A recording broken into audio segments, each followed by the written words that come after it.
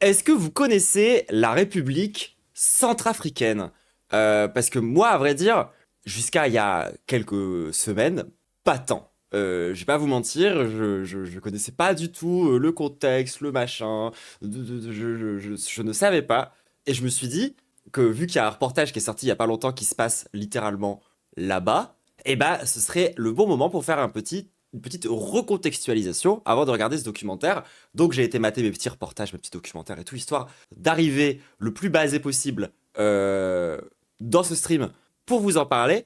Et donc du coup, commençons parce que je crois que dans la vidéo, il n'y a pas tant de recontextualisation que ça qui sont faites. En tout cas, moi j'ai regardé que les 2-3 premières minutes et c'est pas trop ce que j'ai vu. Donc je me suis dit, vas-y, de toute façon, au pire, elle le répétera et ce sera plus clair dans la tête de tout le monde. Alors, dans un premier temps déjà, c'est où la République centrafricaine? Spoiler, c'est au centre de l'Afrique. On est du coup ici, à peu de choses près, donc vraiment dans les terres, et c'est un pays qui du coup est à cheval entre le Soudan du Sud, le Tchad, le Cameroun, la République du Congo et la République démocratique du Congo, donc le Congo-Brazzaville, le Congo-Kinshasa, et qui du coup se retrouve à être un pays qui a quand même énormément de frontières, à savoir une, deux, trois, quatre, cinq, six, ce qui n'est pas dégueu. Et donc, c'est un pays qui a plusieurs particularités. Alors déjà, moi, lorsque j'ai découvert que le nom, c'était République centrafricaine, je me suis dit, ça pue le nom de colon. Mais en fait, non. Figurez-vous que c'est les habitants de Centrafrique qui ont choisi eux-mêmes que leur pays s'appelle comme ça, parce qu'en fait, c'est un pays qui s'est créé dans une optique panafricaniste. C'est quoi l'histoire concrète du pays très rapidement? Concrètement, avant la colonisation, c'était un endroit qui a déjà pris très cher avec le trafic d'esclaves. C'est-à-dire que ça soit à l'est ou un petit peu à l'est, mais surtout à l'est et au nord, il y avait beaucoup d'esclaves en fait qui étaient rapatriés de ici et qui étaient déportés littéralement un peu partout, genre autour pour White People Happened. Pas que, en fait. Il faut comprendre aussi, c'est qu'à l'époque du coup du trafic d'esclaves, c'était aussi d'autres populations africaines qui venaient chasser les personnes pour pouvoir les capturer et les ramener pour ensuite les vendre aux blancs. Mais c'est une histoire qui est compliquée, y compris dans l'héritage des différents de l'héritage géopolitique de cette situation en fait qui a créé des complications. Et donc à partir du 19e siècle, concrètement, on a commencé à avoir la France qui est arrivée là-bas et qui en a fait une colonie qui s'appelait Ubangui-Chari. Et c'était du coup toute cette zone qui était une colonie française, mais qui était une colonie pour laquelle on avait un peu moins d'intérêt que pour certaines autres, parce que sur le coup, on a eu du mal à comprendre vraiment quel intérêt il pouvait y avoir en termes de ressources. Et donc, on a créé là-bas un modèle qui était très proche du Congo belge. C'est-à-dire qu'en fait, on a juste laissé les entreprises venir faire ce qu'elles veulent et elles n'avaient basiquement, genre, ça n'avait aucune conséquence sur l'illégal ou quoi. Ils faisaient vraiment ce qu'ils voulaient, quoi. Genre, c'est vraiment un enfer capitaliste colonial à base de. L'État est resté très faible jusqu'à encore aujourd'hui et c'est surtout structuré par du coup des compagnies privées qui sont venues faire de l'exploitation. Genre, la colonisation, quoi? Non, mais justement. Il y a plusieurs nuances de colonisation et il faut être conscient que la colonisation, c'est pas tout le temps pareil partout et que notamment la colonisation typiquement du Congo n'est pas tout à fait la même que ce qui s'est passé par exemple en Éthiopie, ça n'a rien à voir. Donc c'est des trucs qu'il faut quand même être capable de distinguer. Et en l'occurrence, ici, on est dans un cas assez spécifique de late game colonisation un peu, voilà. C'est-à-dire que c'est vraiment à base de laisser les entreprises briser au maximum tous les droits de l'homme possibles pour pouvoir faire de l'exploitation absolument dégueulasse. Et évidemment, ça a créé des immenses problèmes politiques à la minute où du coup le pays a commencé à gagner en indépendance. Le pays est devenu indépendant, attendez je prends mes notes parce que c'est compliqué tous ces trucs-là, à partir de 1959-1960, un petit peu dans ces eaux-là. Pour être tout à fait exact, elle a été proclamée indépendante en 1958 et du coup c'était porté par un mec qui s'appelait Boganda, qui était un prêtre, qui, en gros, concrètement, avait des envies un peu sociales, et il avait envie un petit peu de mettre en place, par exemple, l'alphabétisation dans son pays, des trucs un peu de base. Et du coup, ce mec-là est mort en 1959 dans un crash d'avion. Et c'est toutes les datas qu'on a. Genre, il est mort dans un crash d'avion. Point. Et on n'en sait pas plus. Et les dossiers autour de cette affaire sont toujours, aujourd'hui, classifiés secret défense. Donc autant vous dire que c'était un accident, quoi. C'est pas de bol. Genre, juste au moment où le mec il commençait à vraiment avoir des envies décoloniales un peu concrètes. Oh, crash d'avion. Ah bah zut alors. Ah bah comme quoi ça arrive. Ouais, la tuile, hein. Donc bref, TMTC, hein, c'est ça. De coups de fusil dans le dos, bah, typique quoi.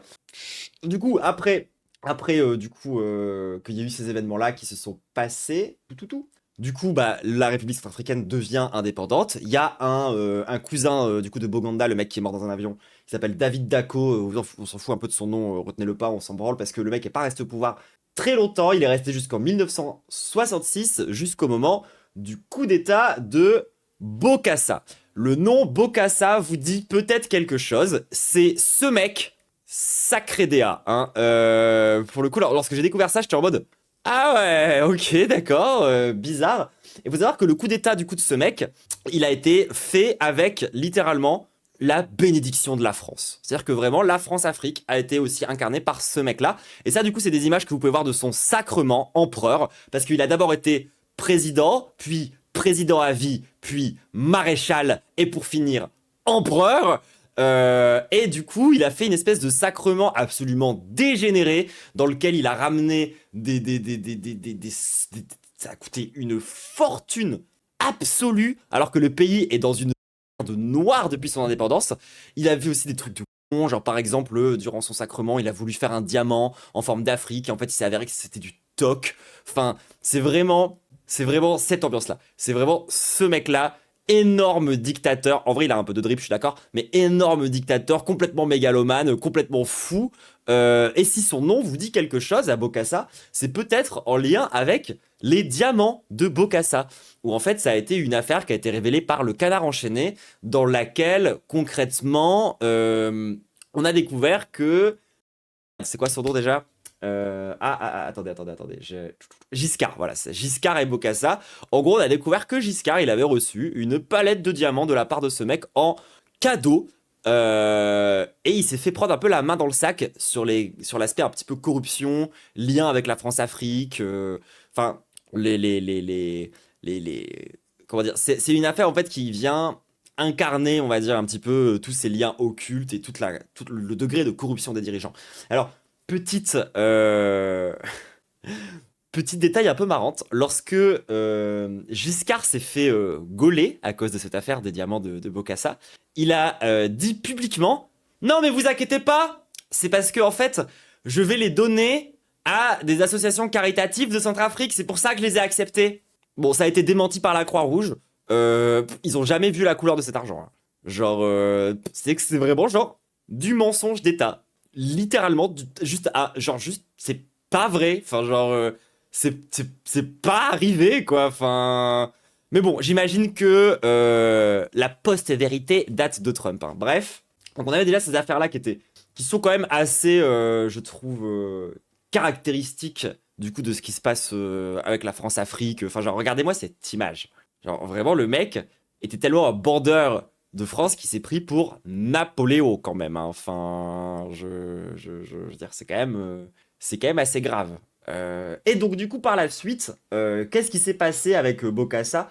Bon, vous vous en doutez, un mec qui part autant en vrille, ça finit quand même, a priori, en coup d'État, hein. C'est quand même comme ça que ça se termine. Parce que du coup, lui, alors, du coup, le sacre de Bokassa, c'était en 1976. Et du coup, il a créé l'Empire centrafricain. Et du coup, concrètement, ce qui s'est passé, c'est qu'il a commencé à être un peu moins un bandeur de France. Et du coup, la France a profité d'un scandale qui venait d'éclater, même si en vérité, elle avait des intérêts économiques très forts, surtout pour pouvoir le renverser. Et donc, du coup, en fait, il y a eu, en gros, des massacres qui ont été commis, qui ont servi de justification à une intervention française, l'opération Barracuda, qui a servi à renverser Bokassa et à remettre le mec d'avant, du coup, au pouvoir. Et ça, pareil, hein, c'est assez typique de l'ingérence entre la France et l'Afrique, quoi. Enfin, je veux dire, littéralement, on on plébiscite des coups d'état de mecs qui restent au pouvoir une dizaine d'années avant qu'on plébiscite le coup d'état d'après, et ça tourne comme ça, genre pendant plusieurs années. Enfin, et c'est un peu un enfer.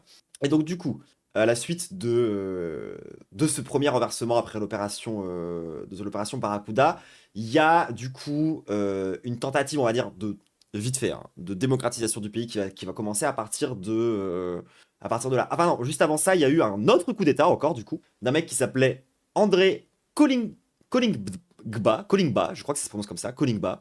Du coup, avec encore une fois l'appui de la France, toujours, hein, toujours dans les bons coups, quoi, au final. Et à partir de là, il y a des premières tentatives de démocratisation, du coup, derrière, au sein du pays. Mais, in fine, on se retrouve du coup avec, devinez quoi, encore un coup d'État. Comme quoi, le général, du coup, François Bozizé, du coup, le renverse à un moment donné où il est à l'étranger et qui, du coup, prend le pouvoir. Et c'est à ce moment-là, du coup, que il y a des groupes rebelles qui se forment pour attaquer le régime de ce mec et qu'on finit par arriver, en fait, avec une espèce de situation géopolitique assez particulière. Dans le sens où, du coup, il y a ce qu'on appelle la coalition de rebelles Seleka, qui sont majoritairement composés, du coup, de musulmans ou de personnes qui sont affiliées aux musulmans, qui ont décidé d'essayer de faire, enfin, qui ont en fait renversé le dictateur qui avait en place. Donc là, on est vraiment sur un enchaînement de coups d'État assez vénère, qui est un petit peu difficile à suivre, surtout que c'est beaucoup de noms propres qui s'enchaînent. Donc ce qui est important à comprendre, c'est que tu as une coalition de rebelles à ce moment-là qui s'appelle les Seleka, qui finissent par prendre le pouvoir et qui mettent au pouvoir un mec qui s'appelle Jotodia. Mais le problème, c'est que les rebelles Seleka, donc affiliés musulmans, ont commencé à commettre un tas d'abus sur les populations chrétiennes et animistes du pays. C'est-à-dire que concrètement, il a commencé à y avoir basiquement des massacres. Ce qui du coup a provoqué en réaction la formation d'une force contraire aux Seleka, qui du coup est une force dite anti-Balaka. Et si je dis pas de bêtises, anti-Balaka, ça veut dire anti-machette, quelque chose comme ça. Qui du coup, cette fois-ci, est majoritairement composé de chrétiens et d'animistes. Et depuis ce moment-là, il y a des tensions qui sont extrêmement violentes et qui sont provoquées du coup par des groupes armés. Et ça peut faire un peu penser à la situation qu'il y a à l'est de la RDC, si vous avez les datas. Euh, Où en fait, sous couvert de dissensions ethniques et religieuses, parce que si tu regardes ça de loin, t'as un petit peu l'impression que c'est juste des chrétiens contre des musulmans. Sauf que pas du tout. La vérité. Pas tant compris. Animisme, ça veut dire qu'ils font du vaudou, basiquement. C'est genre, c'est les religions animistes, c'est les religions où tu crois aux esprits. Et donc non, c'est pas un point de départ religieux. Ce qu'il faut comprendre, c'est que c'est avant tout des dissensions politiques. C'est-à-dire qu'en fait, les groupes anti-Balaka, ils sont plutôt, on va dire, au... Regardez, j'ai une carte juste ici. En bleu, vous avez les anti-Balaka, et en gros, le reste, c'est que des différents groupes armés qui prennent position de différents territoires. Et la distinction, elle n'est pas religieuse. C'est une distinction qui se fait avant tout autour des ressources. Ça, c'est l'aspect dont j'ai pas encore parlé. Pourquoi est-ce qu'on a colonisé la Centrafrique? Au début, bah, parce que c'était pratique pour faire passer des gens. Et ensuite, pour trois raisons principales. Le caoutchouc, le diamant et l'uranium. Et donc, en gros, derrière, du coup, la dimension chrétienne se cache en vérité des conflits pour prendre possession de telle ou de telle ressource. Et à la fin, ça fait une espèce de système de guerre permanente entre différents groupuscules. Et ça ressemble, encore une fois, de très près à ce qui se passe aujourd'hui entre Rwanda et RDC. Donc on est sur une situation de conflit avec un État qui est extrêmement faible et où c'est beaucoup de groupes et de forces armées en fait qui contrôlent le pays et qui contrôlent les différentes zones. Et du coup, on est sur une espèce de... C'est la méga merde, hein. Concrètement, voilà, genre, il n'y a pas besoin de s'éterniser 1000 ans sur ce truc-là, c'est la giga merde. Et évidemment, les personnes qui prennent le plus cher sont les populations locales, les populations civiles.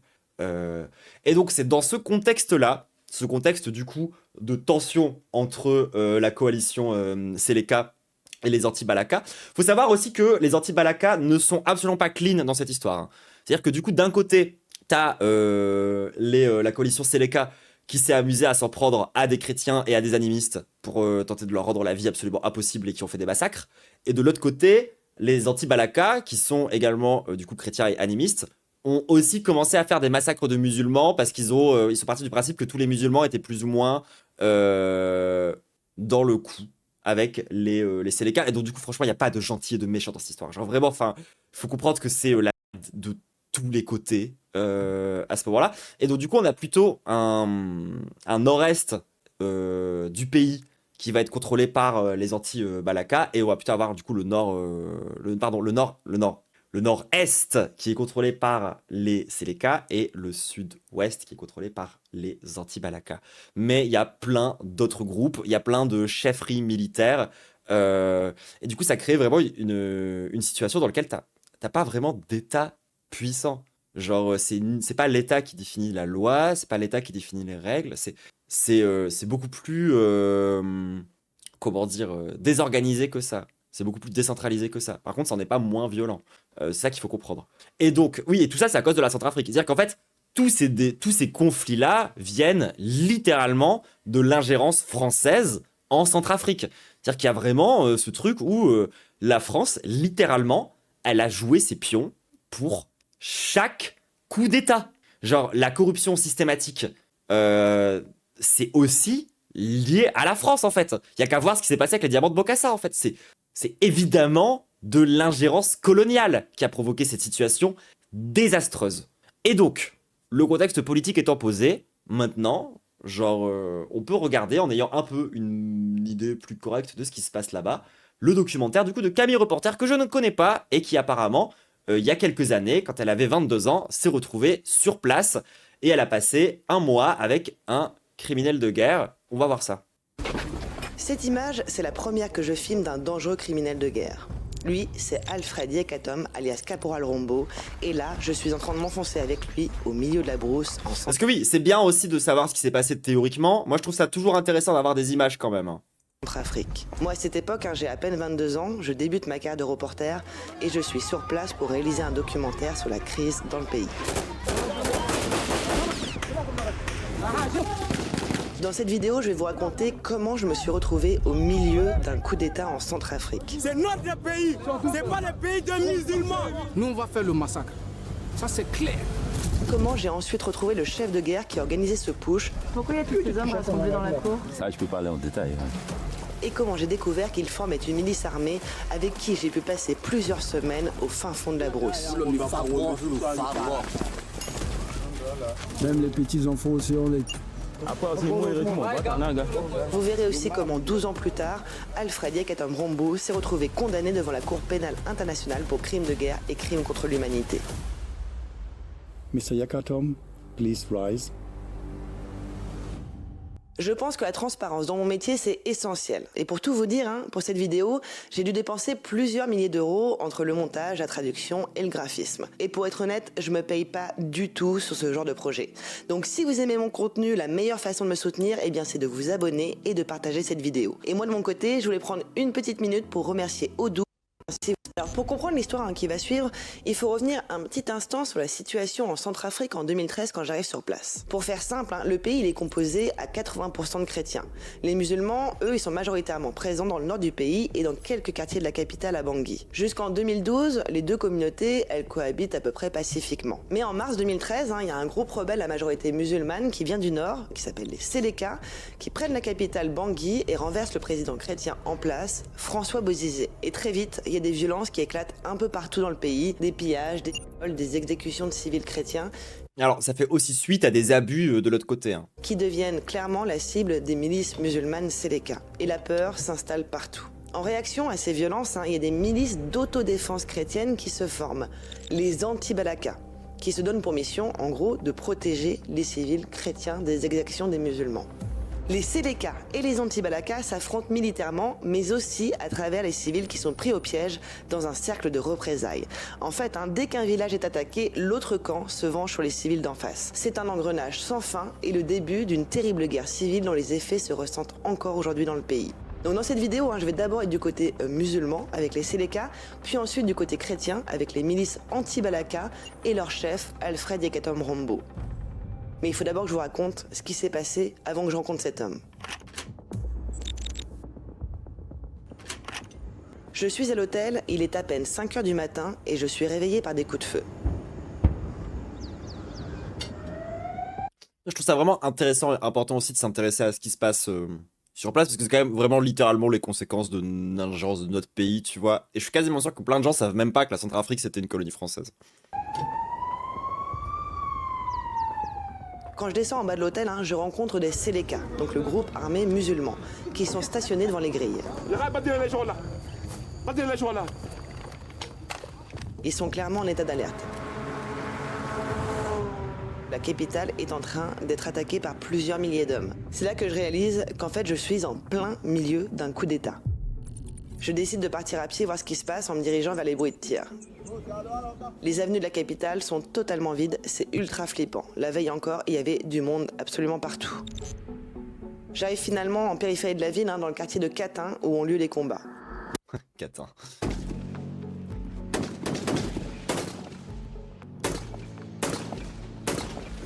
Je suis avec un groupe de Tu Seleka.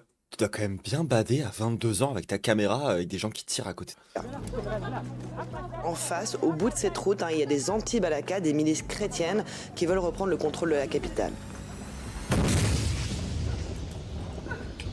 Sa mère.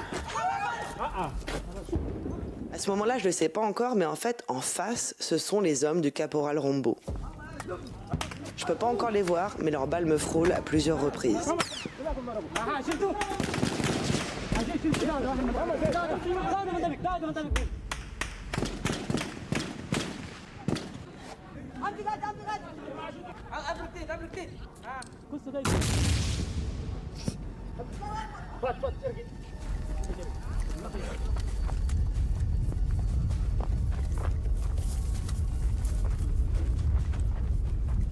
Les Seleka progressent lentement. Comme souvent dans les combats urbains, l'ennemi, il est très dur à localiser parce qu'il peut être caché n'importe où. Mais elle les suit de tellement près.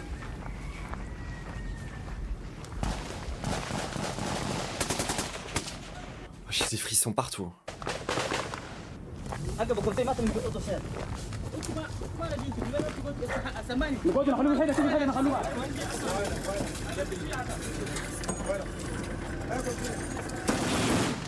Après, les gens, effectivement, elle a 22 ans, elle a peur de rien, elle est courageuse, je suis d'accord, mais c'est aussi à peu près l'âge qu'ont tous les combattants.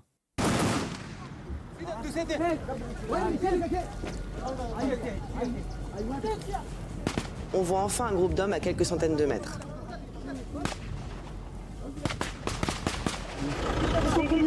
Ils sont beaucoup, ils ne voient pas d'armes.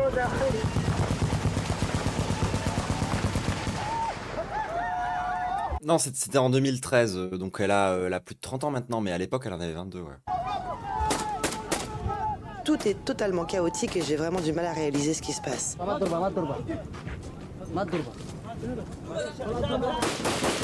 Je vois les Seleka qui tirent dans des maisons civiles sans distinction, c'est terrible. À ce moment-là, j'imagine peut-être le pire, peut-être qu'il y a des femmes, des enfants qui sont à l'intérieur, peut-être qu'ils sont blessés. Qu'est-ce que je dois faire? Le travail, Adil. C'est propre, on va nettoyer.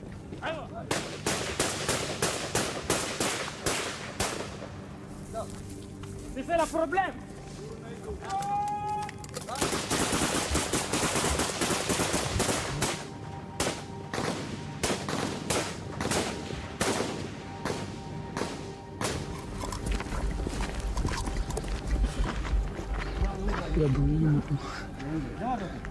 Et dans certaines allées, j'aperçois des corps sans vie. Qui est-ce qui l'a tué? C'est vous qui venez de... Ils sont désarmés, mais c'est impossible pour moi en fait de savoir si ce sont des civils ou non, qui les ont exécutés. Faut savoir que sur le terrain à chaud, en fait, c'est très difficile de vérifier des informations. On finit par arriver devant Elle dit ça avec un calme, genre oui évidemment. une rivière où il semble que les assaillants ont fui. C'est fini. Ils sont partis? Ouais, ils sont déjà partis. Tout est fini.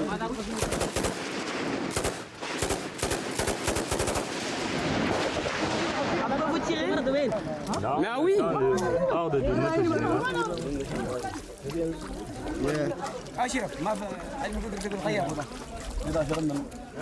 On a déjà fini avec eux.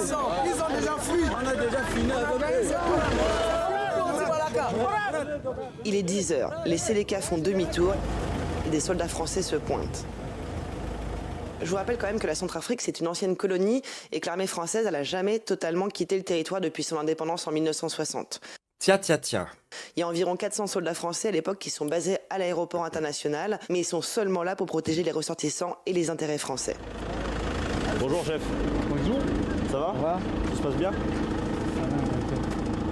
On n'est pas là pour vous embêter, hein, simplement pour circuler. Donc là, si vous pouvez juste décaler le véhicule là, d'accord, on va passer tranquillement et puis voilà. Pas de quoi. Tant qu'on n'a pas de problème avec vous, vous n'avez pas de problème avec nous. Non, ouais, c'est comme ça. Dit-il après un littéral massacre. Cet échange, il me paraît totalement lunaire par Oui. rapport à ce que je viens de vivre. Mais l'armée française, Genre, t'as l'impression que le militaire, il est complètement genre désensibilisé. Il est en mode, ah, par contre, vous faites vos affaires, moi je prends l'oseille. Juste, voilà, attaquez pas les raffineries et les mines d'uranium, hein? en fait, elle n'a pas encore de mandat d'intervention et ils n'ont pas le droit de faire quoi que ce soit. Les Séléka, eux, ils paradent ensuite dans le quartier musulman de Bangui. Ils se font acclamer par les civils. Alors là, je comprends pas sur le moment, hein, mais le coup de feu que vous venez d'entendre, c'est un homme qui vient d'être exécuté à quelques mètres de moi. Une fois arrivé dans un quartier plus calme, je décide de descendre et de rentrer à l'hôtel à pied. Et là, je verrai des images que je ne pourrai jamais oublier. Sur la même avenue que j'ai traversée le matin même, à quelques centaines de mètres de mon hôtel, je découvre des corps partout, aussi bien des hommes que des femmes. Que s'est-il passé ici en seulement quelques heures? Qui sont ces gens? Qui les ont massacrés? La seule chose que je sais, c'est que ça a dû être extrêmement violent, parce qu'ils l'ont tous été par des dizaines et des dizaines de coups de machette. Et il y a encore des connards dans notre pays qui s'amusent à chanter haut et fort le temps béni des colonies. La résolution du Conseil de sécurité des Nations Unies, numéro 27. Le soir du 5 décembre, le Conseil de sécurité de l'ONU autorise la France à intervenir militairement. L'opération Sangaris est lancée. 1600 soldats français vont être déployés pour tenter d'empêcher un génocide. Et de protéger notre uranium quand même, parce que c'est bien l'uranium, c'est important, genre on a l'uranium là, hein. Pendant que l'armée française se déploie dans la capitale... Genre vraiment, tu sais, les Français qui débarquent en mode, oui bon ok d'accord, on est responsable des 4 derniers coups d'état, mais est-ce qu'on peut vous filer un coup de main? Clin d'œil. Je décide de partir à la recherche des milices chrétiennes qui ont mené la tentative de coup d'état hier.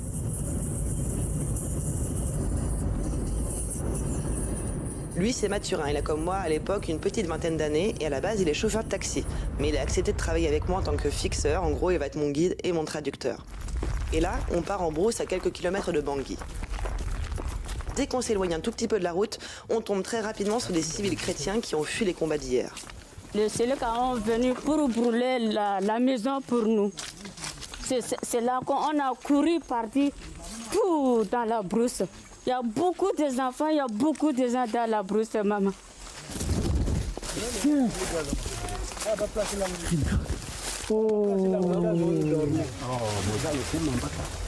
Bonjour.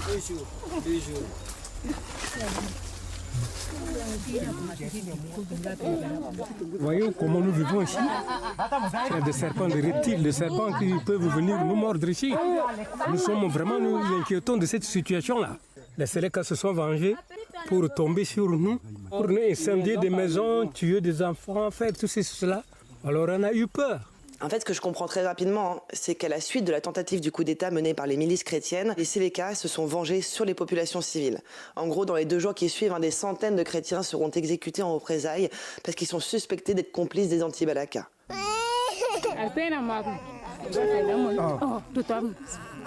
Comment les gens sont armés pour venir lutter contre nous autres qui ont les mains vides, contre la population, des civils qui ont les mains vides, alors que ça regarde le gouvernement et que ça ne nous regarde pas. Nous, on n'a pas tué des gens, on n'a pas fait de ceci. Ils ont promis venir nous se venger sur nous. À qui on va demander l'aide pour nous aider à nous sortir de cette situation très dramatique? On ne sait pas. Le lendemain, avec Mathurin, on est toujours à la recherche des milices armées chrétiennes qui ont mené la tentative de coup d'État. On s'enfonce encore plus loin dans la brousse, car Mathurin me dit qu'il a peut-être une piste. On va où là? Il y a un groupe d'anti-balaka ici. Et là, il y a un homme armé qui arrive vers nous et qui me demande immédiatement Oui, effectivement, Jean Covici parle un petit peu moins de ce genre de situation quand lui il parle de nucléaire. d'arrêter la caméra. Mais en fait, c'est parce que pour lui, les Africains, c'est de l'énergie, d'accord? En fait, c'est parce qu'il a créé une unité de mesure qui s'appelle c'est comment déjà? C'est le maître esclave ou je sais plus quoi? Non, attends d'abord. Je peux la rallumer seulement quelques minutes après. L'équivalent esclave, merci, c'est ça. Par ici, hein. Quand on sort là-bas, ça doit attirer l'attention des gens d'Afrique, c'est pas bon. Colonne. J'ai une vidéo sur Jean Covici sur la chaîne de VOD si vous êtes curieux. Et là, je découvre enfin le caporal Alfred Yekatom Rombo. C'est lui qui a mené la tentative de coup d'État du 5 décembre. Et à ce moment-là, cet homme, c'est l'ennemi public numéro 1. Il est recherché par toutes les forces gouvernementales du pays qui sont à l'époque les Séléka. Donc votre but, c'est de reprendre le pouvoir, c'est ça? Nous, on est là pour libérer les peuples. On ne veut pas voir les Séléka dans notre territoire. Les Séléka sont des étrangers. Vous surveillez les arrières? Alors que la France. Ouais, je suis derrière.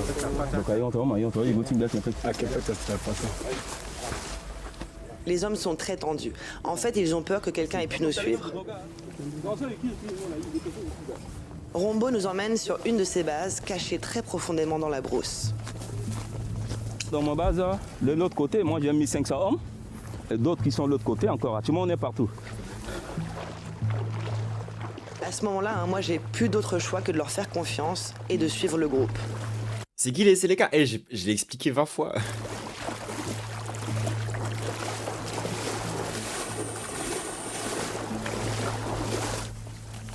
Sur le chemin, on croise encore des dizaines de civils chrétiens qui ont fui la ville et qui se sont cachés dans la forêt. Pardon, je pensais que j'avais pas été clair. Ouais. On vivait à Bondy, moi avec mes parents, mon mari et nos enfants. Mais nous sommes réfugiés ici à cause de ce qui vient d'arriver, quoi. Ils ont tué mon père, mon grand frère. C'est pour cela que nous sommes réfugiés ici.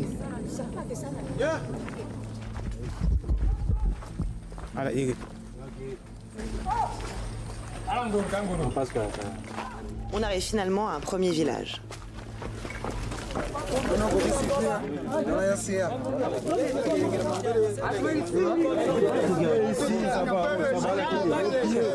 Une foule d'hommes armés de bâtons et de machettes m'entoure immédiatement. Ce sont des anti-balaka, des milices d'autodéfense chrétienne qui demandent le départ des Séléka et de leur président. Nous demandons 3 jours à Dodo Dia pour quitter notre pays. Oui. C'est notre pays. C'est notre pays. C'est pas le pays des musulmans. C'est pas le pays des musulmans. C'est le pays des Centrafricains. Nous demandons à Dodo Dia pour quitter. Ce qui est absolument terrible, c'est que littéralement le pays s'appelle la Centrafrique parce que normalement, justement, comme c'est au confluent de toutes les différentes ethnies et tout, etc., c'est censé être à la base une terre d'accueil pour littéralement tout le monde.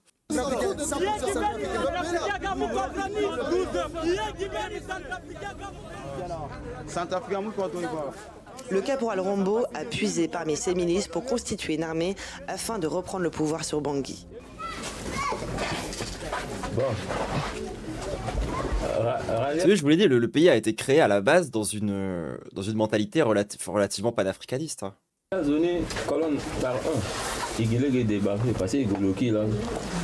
Je décide de profiter de son repas pour lui poser quelques questions. Mais la France déteste le panafricanisme, du coup crash d'avion. Ce sont les habitants qui vous ont offert la nourriture? Oui, les habitants d'ici. Le caporal, en fait, il est vu comme le chef qui protège les chrétiens des exactions des Séléka. C'est pourquoi il est très bien accueilli quand il arrive dans un village chrétien. Est-ce que c'est une guerre de religion? Non, nous, c'est pas une guerre de religion. C'est eux qui sont en train de faire les guerres de religion. Hein? Dans un village, quand on passe, il y a des musulmans, mais on ne touche pas des musulmans. Mais eux, quand ils passent, ils touchent des chrétiens. Et ils brûlent l'église, on tue des chrétiens. Moi, je ne le sais pas encore à ce moment-là quand je réalise l'interview. Aujourd'hui, c'est toujours en guerre. Aujourd'hui, oui, c'est toujours le bordel. C'est toujours, il y a un État qui existe, mais il n'a pas tous les territoires et il y a encore beaucoup de groupes armés. mais 2 jours plus tôt, pendant la Je vous ai dit, ça ressemble un peu à la situation en RDC. Mais un jour, je ferai aussi un truc sur la RDC, je pense. tentative du coup d'État du 5 décembre, les hommes de Rombo ont tué sous ses ordres plus d'une centaine de civils musulmans à Bangui et aux alentours. Ah, il y a 2 jours, vous étiez où? Il a dit... Et pourquoi vous avez dû vous replier? Oui, parce qu'on a un problème de munitions. Et là, vous pouvez récupérer d'autres munitions ou pas? Présentement là, c'est millé. Là, c'est un secret militaire, on ne peut pas vous dire. Il y a quelqu'un qui vous en fournit? Personne. Toujours technique. Oh, arrêtez. Bah, les quitte là. En cas. L'un de mon cas. Eh, ton ballon en camp, putain.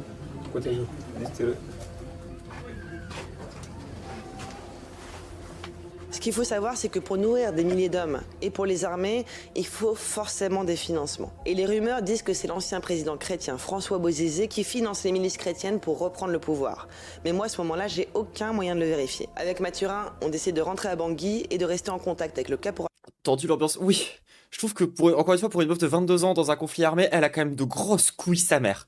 Rombo pour le retrouver un peu plus tard. Tu sais, elle a vécu un massacre, littéralement. Et genre, elle est en mode, alors du coup, les armes, c'est qui vous les file? Hein? La taille de ces burnes, genre...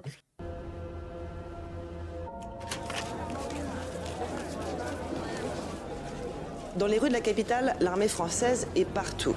On arrête les véhicules de type pick-up avec CLK à l'intérieur avec armement. Pareil, s'ils n'ont pas d'armement, on leur demande de sortir et on les fouille.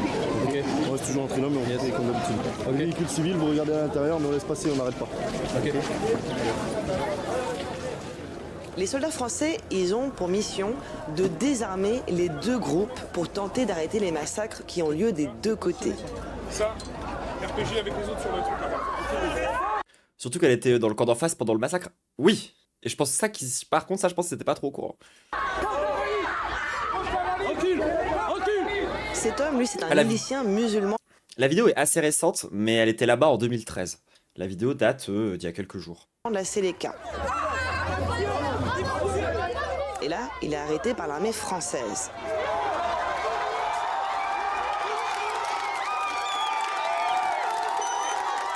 Les civils chrétiens qui subissent des exactions des groupes musulmans depuis des mois sont en liesse. Tous les miliciens musulmans de la CLK à Bangui sont cantonnés et leurs armes sont saisies. Dans d'autres quartiers, des maisons de musulmans sont pillées.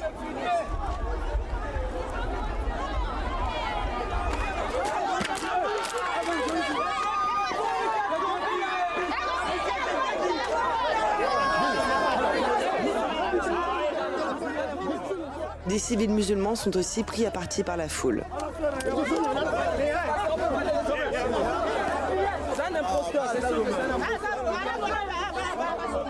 La spirale de vengeance est en route. Chrétiens et musulmans vont s'enfoncer dans une guerre fratricide. Je comprends qu'on est au début d'une guerre civile et encore aujourd'hui, le pays est marqué par cette division qui n'existait pas auparavant. Ah bah merci l'impérialisme pour tout ça, bien sûr. Avec Mathurin, on reprend contact avec le caporal Rombo. Lui et ses hommes ont changé de base. Pour le retrouver, on doit traverser l'aéroport international qui est devenu un énorme camp de réfugiés. Les civils, en fait, s'y sentent en sécurité parce qu'il y a l'armée française qui est basée à proximité et qui empêche les groupes armés de s'approcher. Il y a des blessés qui arrivent chaque jour, des victimes de combats sporadiques qui éclatent un peu partout dans la ville et aux alentours. Il avait touché par balle au niveau du marché ici, avec 2 amis. Les médecins de MSF essayent tant bien que mal de les soigner sur place. La situation humanitaire est catastrophique. Juste derrière l'aéroport, je retrouve le caporal Rombo sur sa nouvelle base. Je réalise que les anti-Balaka sont maintenant aux portes de la capitale.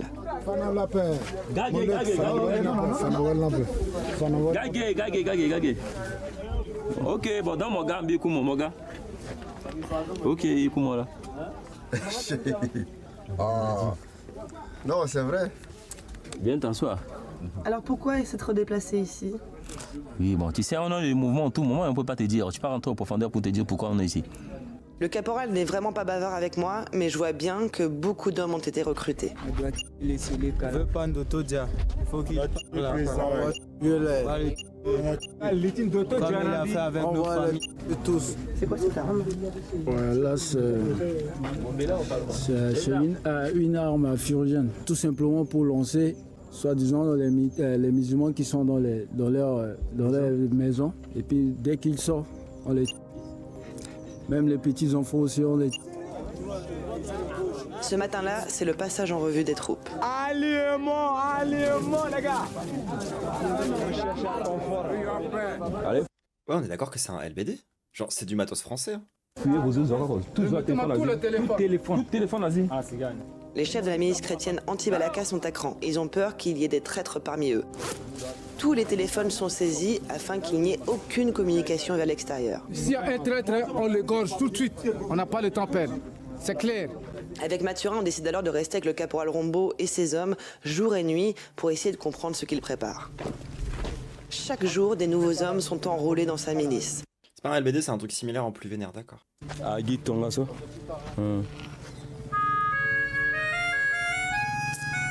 Oui, allô? Y'a d'abord. Certains ont l'air La sonnerie m'a un peu fait rire. Genre, c'est la sonnerie d'un chef de guerre, quoi. d'avoir à peine 15 ou 16 ans. Le caporal aurait désormais plus de 3000 combattants à ses ordres. Et j'arrive pas à savoir en fait s'il prépare ou non une nouvelle attaque sur Bangui. Pourquoi il y a tous ces hommes rassemblés dans la cour? Ici, là? Non, il n'y a rien. Il y a quand même beaucoup d'hommes dehors.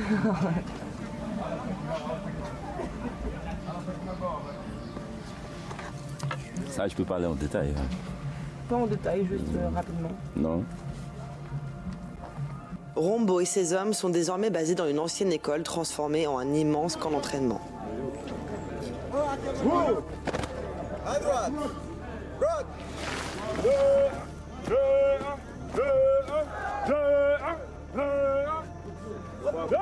Les nouvelles recrues reçoivent une formation accélérée en marche militaire et en maniement des armes.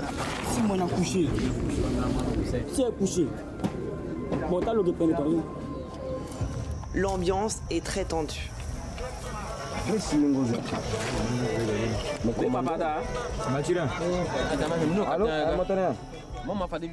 Un après-midi, je trouve carrément cet homme qui est à genoux face à la table du caporal.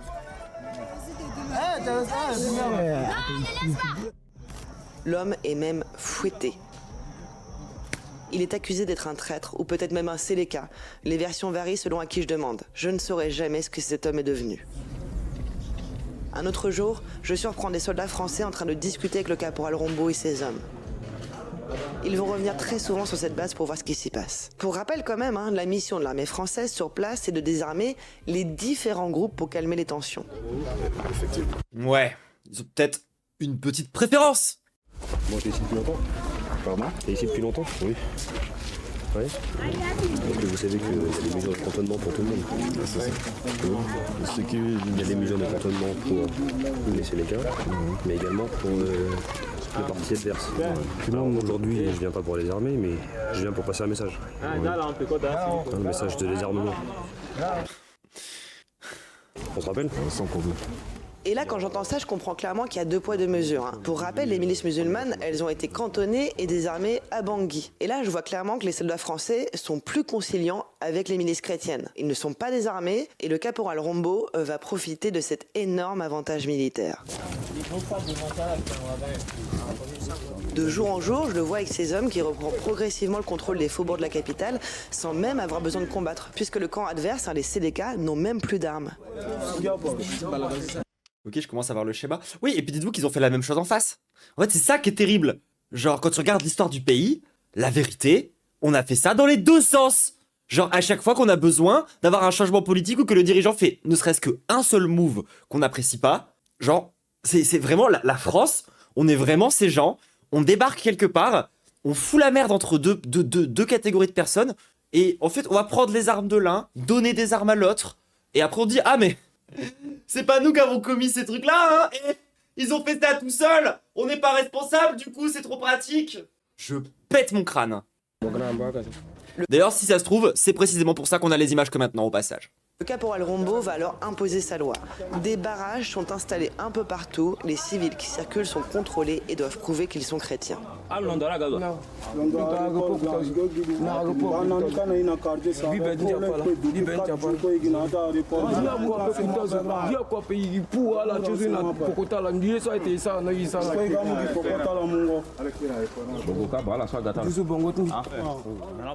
L'interrogatoire de ces 3 jeunes est une des dernières images que je filme sur place.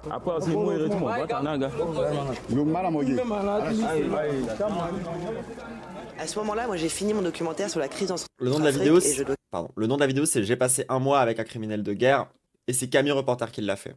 Quitter le pays. Mais l'histoire du caporal, elle, est loin d'être terminée. Après mon départ en 2014, les milices chrétiennes reprennent progressivement le contrôle de la majorité du pays, commettant énormément de massacres envers les populations civiles musulmanes. Certaines ONG parlent carrément d'un nettoyage ethnique. Et c'est dans ce contexte qu'en 2016, le caporal Alfred Yakatom Rombo est élu député. Et malgré les nombreux crimes qu'il a commis, il est maintenant protégé par son immunité parlementaire. Jusqu'au jour où tout dérape en octobre 2018 à l'Assemblée nationale.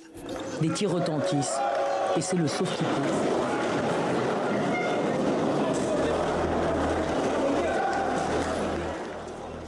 Alfred Yakatom Rombo, qui est présent dans la salle.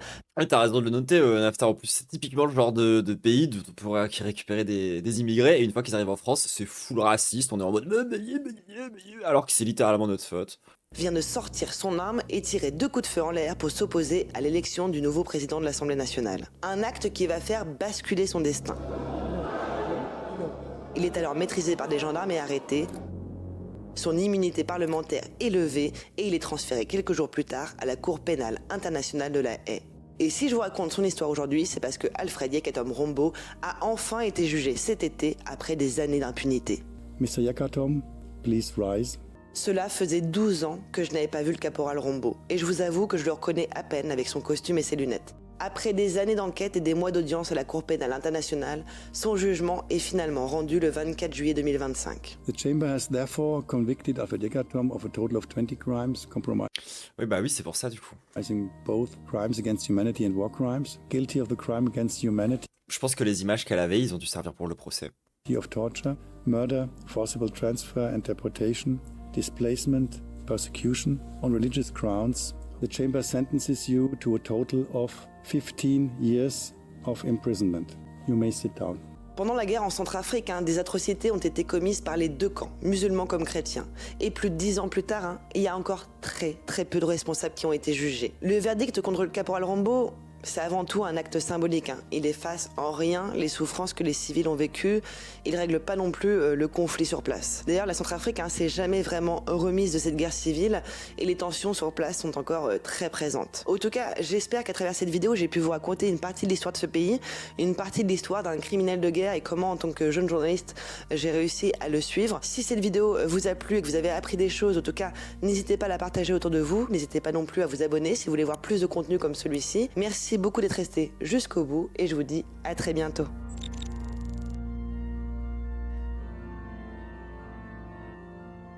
Quelqu'un qui dit dans le chat, il y a cette ligne dans Les damnés de la terre de Fanon, la préface écrite par Sartre dans l'édition de 1961. La sauvagerie des paysans opprimés, comment n'y retrouve-t-on pas la sauvagerie de colons qu'ils ont absorbés par tous les ports et dont ils ne guérissent pas. Le chat fait que... C'est parce que la violence coloniale laisse une trace au fer rouge qu'on voit les horreurs comme ça aujourd'hui. C'est pas du tout parce que c'est des territoires ou des populations violentes de base, mais complètement.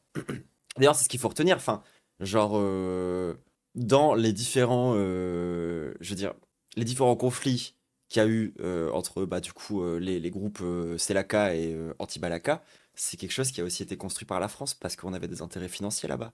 Encore une fois, il y avait de l'uranium et des diamants. Et pendant longtemps, on a aussi fait pousser du caoutchouc là-bas. Et vu que à la base, on a eu la flemme de à peu près tout, ce qu'on a fait, c'est qu'on a juste dit, on va juste laisser faire les entreprises. Et du coup, tu as aussi eu ce truc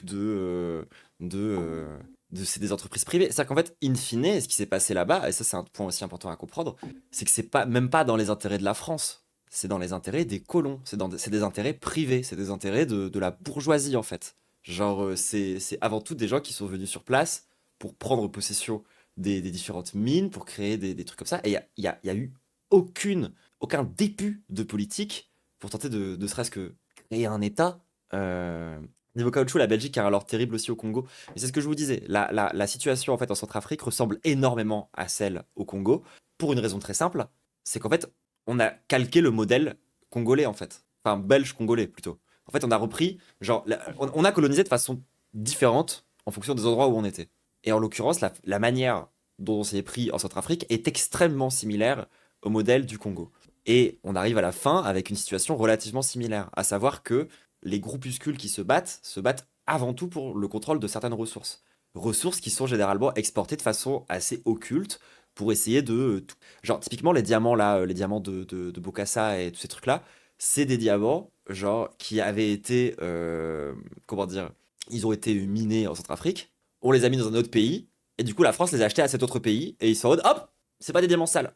Et c'est typiquement, tu vois, le genre de move, en fait, qui ont permis de continuer à extraire un maximum de ressources d'un pays qui est pourtant dans une guerre civile absolument totale, et que, genre, au final, nous, on finit toujours quand même par aller bien, quoi, dans cette histoire. Enfin, genre, au final, nous, on envoie juste l'armée pour protéger nos intérêts, et puis c'est à peu près tout. Et du coup, je trouvais ça important parce que quand je vous fais des trucs de contextualisation, comme j'ai fait au début pour vous parler un peu de la colonisation, je trouve que c'est fondamental de regarder des images de ce qui se passe sur place. Parce qu'en fait, on aura beau en parler autant qu'on veut, ça reste abstrait. Genre, il y a toujours une notion de truc abstraite. Genre, t'es en mode, d'accord, oui, il y a eu un nettoyage ethnique. Quand tu vois le nettoyage ethnique, tu te rends compte quand même de la situation, je trouve, avec plus de force que si simplement, genre, tu t'étais dit, oui, bon, il s'est passé ça, quoi. Genre, parce que là, du coup, on voit du coup, ce qui se passe de ce côté-là, mais en fait, c'est cette violence-là fois 10 000. Et c'est comme ça depuis un moment. Et dites-vous que c'était pas vraiment mieux à l'époque où t'avais Bokassa qui était au pouvoir. Ensuite, enfin, c'est vraiment un pays qui a été ravagé par la colonisation française. Et aujourd'hui, les tensions sont encore palpables. Et évidemment que du coup, lorsque t'as des colons qui arrivent, qui prennent un parti et qui massacrent l'autre parti, puis 10 ans plus tard qui font l'inverse, puis 10 ans plus tard qui refont l'inverse, bah même une fois que les colons ils sont partis, ce que t'as laissé sur place, c'est de la haine pure. Genre, quand tu regardes un petit peu ce que disaient les gens qui étaient dans le documentaire, ils étaient pas juste en train de dire on va le tuer. Ils étaient en train de dire on va le tuer parce qu'il a tué ma famille. Et c'est ça que ça crée en fait, ces situations-là. Et c'est ça aussi que ça crée, du coup, derrière, quand tu fais aucun jugement, que tu laisses les choses arriver, en fait, il y a des tensions qui subsistent et qui vont créer des conflits plus tard, quoi. Enfin bref. Dur de trouver une conclusion à tout ce qu'on vient de voir. Même si bon, la citation de Fanon était très bien. Et je pense que c'est important aussi, nous, en tant que Français, de savoir qu'est-ce qu'a fait la France et quelles en sont les conséquences. Et je dis pas ça en mode white guilt, d'accord? Genre, l'intérêt de ça, c'est pas juste de dire oh là là, il faut qu'on se déteste en tant que blanc parce qu'en fait, on a provoqué ce genre de truc. Ce que je vous disais au début, c'est que, encore une fois, c'est pas genre le tout venant français qui a décidé que ça allait arriver. Ça a été porté par qui, par quoi et par quelle structure? Ça a été porté par des structures privées, des structures capitalistes. Ça a été porté par une bourgeoisie qui voulait faire du blé avec la France-Afrique. Ça a été mené par une élite d'État, genre des mecs comme Focard. Ça a été mené par... C'est pas genre tous les Français de façon illisible. C'est pas genre... Nous, on est les héritiers de ça, mais c'est surtout un héritage de la bourgeoisie, en fait. C'est surtout un héritage de ce qu'est fondamentalement le capitalisme.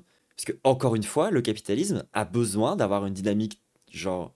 qui est intensive, c'est-à-dire qu'il y a besoin de commettre des horreurs parce qu'il y a besoin d'aller vite, il y a besoin d'extraire des ressources rapidement, et genre, peu importe en fait les conditions de vie des gens ou les conditions des travailleurs, c'est pas important. Genre, on ne peut pas se le permettre parce que le capitalisme a besoin de tourner plus fort. La colonisation à part entière fait fondamentalement partie du capitalisme. Ouais, bah c'est ce que tu dis, les 10 virgules. Toujours un plaisir quand je me prends du racisme, genre en mode migrante, alors que ta famille a été réduite de moitié... genre devant tes yeux, genre les conflits issus de la fucking colonisation en fait. Enfin, c'est aussi ça que les gens se rendent pas compte, c'est que genre les immigrés qu'ils aiment tant détester, eh ben, il y en a quand même beaucoup qui portent dans leur chair les conséquences de ce truc là quoi. Et tout ça pourquoi? Pour que des riches s'enrichissent. Encore une fois, c'est une classe bourgeoise, c'est des entreprises privées. Bon, en tout cas, on va passer à la suite, tout le monde, même si je sais que c'est pas évident derrière de repartir sur tout ça. Mais moi je trouve que c'est toujours important aussi d'avoir une lecture un peu, aussi une lecture de classe. Et oui, j'ai vu que t'étais en vocal, j'arrive. Mais et ce que je voulais dire du coup, c'est que voilà, nous on est des Français, on est aussi dans notre vision anti-impérialiste pour que ce genre de truc là s'arrête. C'est-à-dire que tu peux tout à fait être blanche française et à côté dire, moi je suis quand même pour le panafricanisme, pour que on arrête la post-colonisation en Afrique pour les intérêts de tout le monde. Parce que là, dans les faits, il y a, à part une poignée, encore une fois, de bourgeois qui possèdent les trucs ou qui les rachètent et qui font du business avec, ça profite à qui cette histoire? Ça profite principalement à eux. Et ça profite aussi politiquement à la France, qui permet d'avoir du coup derrière ces pions qui sont posés là-bas. L'impérialisme pour les capitalistes est essentiel, sinon leur mode de production s'écraserait tout seul. Exactement. Et c'est pour ça que nous, en tant que Français, il faut qu'on soit conscient que, notre État et notre bourgeoisie fait ces trucs-là. Et c'est une raison déjà suffisante, mais c'est une raison supplémentaire en plus de tout le reste, pour lutter contre et chercher à avoir la fin de ce système-là, en fait. Parce que je suis désolé, mais je pense que si, tu montres à n'importe qui a un minimum d'humanité, que cause, conséquence, et c'est ça les conséquences, stop en fait. Enfin... Leur mode de production s'écroule déjà, c'est bon, stop. Ouais, je suis d'accord, en plus c'est un régime de crise, c'est pour ça que c'est des crises qui se succèdent les unes des autres. Donc, quand on parle aussi de lutte antiraciste et anti-impérialiste, c'est pas aussi juste pour parler de ce qui se passe en France. Parce qu'encore une fois, derrière la bourgeoisie française, qui va littéralement provoquer ces massacres dans leurs intérêts financiers, mais c'est des intérêts qui reviennent où après? Ça vient ici, en France, et à quoi ça sert? Mais ils font de la propagande pour l'extrême droite, en fait. Littéralement, c'est nos ennemis de classe. C'est aussi là qu'ils vont chercher leur financement, qu'ils vont chercher leur oseille, pour nous la mettre à l'envers à nous aussi. Donc, quand on regarde ce genre de documentaire, quand on regarde ce genre de choses, quand on est au courant de ce qu'a fait, la France en Afrique, faut pas tomber dans, comme nous accuse de le faire l'extrême droite, en mode oh là là, une haine, une self-hate. Non, moi ça me fait juste détester encore davantage la bourgeoisie en fait, ces histoires. Oui, c'est la France, oui, c'est nous, et faut qu'on en assume les conséquences en tant qu'État, et c'est quand même la faute de la bourgeoisie. Parce qu'on a une bourgeoisie d'État en fait, tout simplement. Et c'est là aussi où tu vois qu'il y a clairement, des ponts entre les intérêts privés et les intérêts publics. Et que ces ponts, ils sont jamais aussi forts que dans les colonies. Parce que littéralement, du coup, t'as l'armée française, institution littéralement étatique, main dans la main avec des intérêts privés, parce qu'ils possèdent littéralement des lopas de terre et des moyens de production qui sont sur place, qui en fait, du coup, derrière, jouent les arbitres du conflit, qui donnent les armes à l'un, les reprennent à l'autre, font des petits échanges, histoire de toujours bien s'en mettre. Et puis derrière, en gros, t'as l'État français qui est main dans la main avec des entreprises privées pour permettre un massacre, si c'est pas un génocide. Voilà. Et on va conclure là-dessus. Voilà. Et donc du coup, voilà, si ça t'intéresse YouTube, d'aller voir la vidéo sans les commentaires, même si j'ai pas beaucoup commenté. En tout cas, n'hésite pas à envoyer de la force à cette meuf, qui est sûrement la meuf qui a, je pense qu'elle a des plus grosses couilles que toutes les meufs trans réunies. Vraiment, la taille de ses burnes. N'hésitez pas à envoyer du coup de la force à Camille Reporter. Pour les gens de YouTube, le lien est en description. Et si jamais vous n'avez pas envie de la remater parce que c'est compliqué, mettez-la à regarder plus tard, ça lui fera des stats. Je vous jure, ça marche. En tout cas, on va se quitter là-dessus. Nous, on va partir sur un break musical qu'on a bien mérité, je pense, tout le monde. Et puis après, on va un peu se détendre après tout ça, si ça vous va. Allez, qui suis tu veux? Watch me fly,